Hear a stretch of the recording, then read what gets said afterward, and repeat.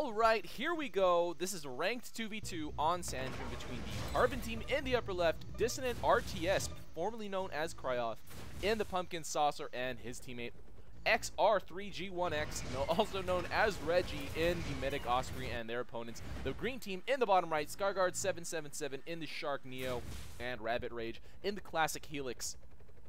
So nice varied combination of mechs here, and this apparently was played before the 20-second pregame timer was instated. So FYI guys, live balance changes do not break replays, okay? Mostly it's patches. So although it is possible if there are a very, very small amount of changes and no real logic changes to the game, patches won't break replays, but most of the time they do. So one thing that I do like seeing is specifically openings on Sandrim, because Sandrim has become very, very versatile in terms of the opening, and we do have rabbitrage immediately trying to go for a moneymaker snipe, but not going to be able to do it with Reggie already returning to respond. And now rabbitrage going for now the fort, trying to get another moneymaker killed, but you know, not really going to be that successful, and might get chased down here by that saucer and not going to be finished off. Does Dissonant? Yes, Dissonant does have Blink. I highly recommend getting Blink right off the bat. Well, I mean, unless you're on a tiny, tiny map like Simple, but in that case, why are you playing on a map like Simple? But yeah, now we do have Dissonant able to, well, not finally able to take this outpost under his control, but these two brutes here have been finished off, so not too much of concern dropping those creeps. The creeps will not die. Reggie already able to take this outpost and drop a couple of tanks, so the Carbon team, or the green team, will not be able to really approach it very easily.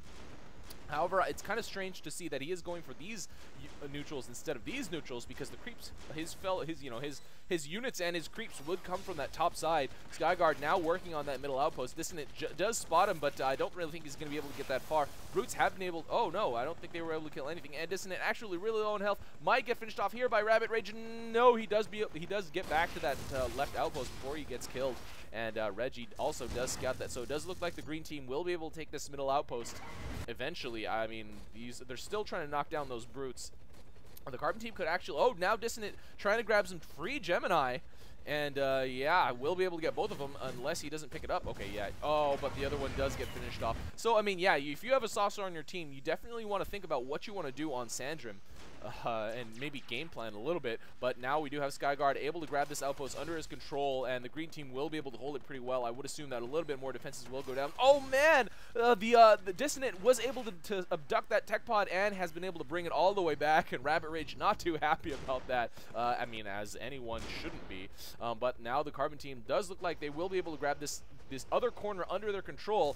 Does look like SkyGuard will start to contest. Oh, Reggie actually really low on health, really needs to heal up as much as he possibly can. And Gemini now down here, Rabbit trying to get this neutralized along with SkyGuard and his Gemini. And Dissonant not going for, I'm not really sure why he didn't completely try to get that abducted. I mean, now it's a little bit late. It probably will die before he actually gets it. Yeah, it does. But yeah, SkyGuard trying to swoop it up before Dissonant actually was able to get it. But now apparently Reggie does announce that rollers are coming out. Oh man, these moneymakers have not been socketed yet. A little bit of an oversight by that Carbon team, but Dissonant does finish off SkyGuard on the ground after trying to retreat there, and he probably could just abduct that Seeker, which is what he might want to do. The roller already going for these neutrals here. One Gemini will probably get abducted by Dissonant. And yeah, this Seeker will probably get finished off by that Longhorn as well. Does not get saved by SkyGuard. I guess it looked kind of like he was about to swoop it up, but he was not able to actually get it.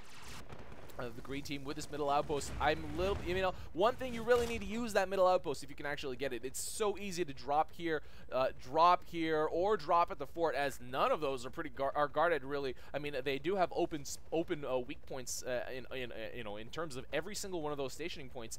Like you could drop here on the left outpost, you could drop here, and on the fort you can drop pretty much anywhere.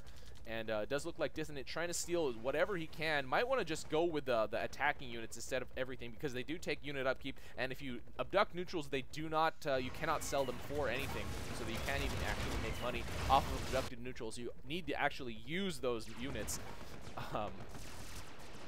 But we do. Oh wow! Look at this creep stack on both sides of these rocks. It's a little hilarious to see that on Sandrim. Oh, and Dissonant able to blink away. That blink, such a powerful tactic. You know, can get you out of a lot of sticky situations. And now we do have SkyGuard trying to chase down Dissonant. but or I guess that was Reggie, but he was not able to do it. So now it's a little bit uneven. I mean, the green team only has the middle outpost. They should fortify as much as they possibly can. Oh, they need to get some moneymakers out on the field, actually, to fill every single one of those sockets. Every single one of their fort sockets is, and this power station is also really powerful. It does give them a lot of unit cap. It's the only power station on this map.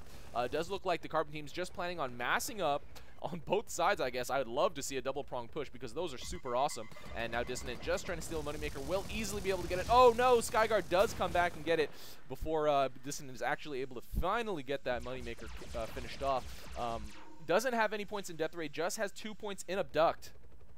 And now green team, okay, Rabbit Rage with a big stack of goalies. I guess he might be waiting for the Carbon team to push so he can actually drop defenses and counter push after they actually do that. Dissonant almost grabbing a Gemini. Honestly, it's really easy to, I mean, for the most part, it's pretty easy to abduct units on a large map if you are a saucer. You kind of just need to blink one place, blink the hell away, you know, go back and forth, see where you're open. But now Dissonant deciding to go with bombs instead, as they are pretty much after unit cap 105 out of 107 as opposed to 65 out of, or now 74 out of 73 for the green team. So the Carbon team really should start to move out their units sometime soon. I mean, they have a huge advantage, and now we do have, oh my god, that's a lot of tanks. And you know, he could even lead with this roller, and Reggie does announce that he's about to push from bottom, so it does look like a great double prong push will start to come out sometime soon. And what will the green team actually do about it? They still haven't really brought out, I mean, Rabbit Rage has those goalies. Oh, and Dissonant able to get the other tech. And it does get finished off by Rabbit, or by the green units. A little bit interesting to see. Oh man, but we do have the Carbon units now moving out. Oh god, and from the bottom too, so we do have a double prong push, but the green team will easily be able to take this outpost under their control if the Carbon team doesn't respond to it. Oh man, they will be able to get it. What do they have in their queue? Oh man, it's a lot of jokers and those 5 goalies that Rabbit has in his loadout, or in his cargo, in his build queue already. And however, there's a lot of tanks moving for both. Oh, I'm not a little surprised to see that they went for a capture instead of an attack command. Okay, these are on attack, which is a little bit strange to see. Dissonant now abducting, or trying to abduct some stuff, but little do they know there are some goalies heading to their fort. These jokers have kind of given it away, and now they do see a goalie at the corner. This huge line of tanks, oh man, that's going to be really hard to defend against, especially that the green team is, well, Rabbit has a lot of cash.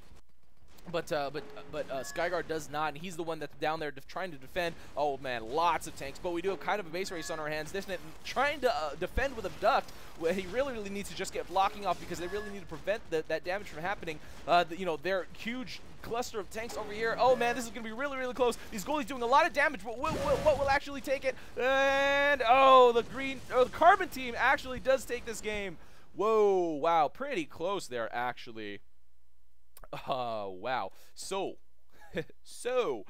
DissonantRTS and Reggie do take this ranked 2v2 on Sandrim over SkyGuard777 and Rabbit Rage, the green team. I don't know if that push from the top was meant to be on attack, because it did look like that the green team, or that the Carbon team meant to just go with a double capture, take the rest of the map except for mid, obviously, because it's an island. And then just go to the forts from there. I mean, total advantage, I guess, is what they were kind of going for. But they kept, I don't want to say they kept their eyes off the minimap, because it was such a quick drop in capture by the green team.